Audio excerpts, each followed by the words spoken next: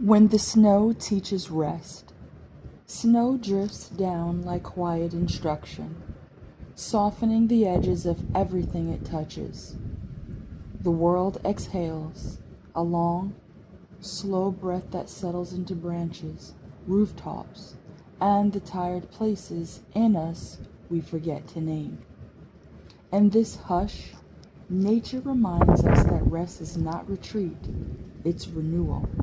Even the tallest pines bow under winter's weight, not in defeat, but in reverence for the pause that it makes growth possible.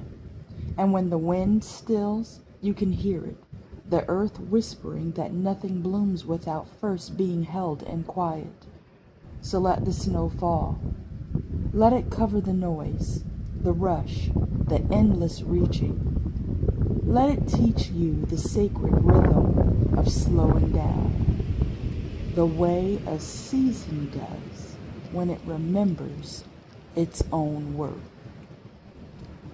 When the snow teaches rest.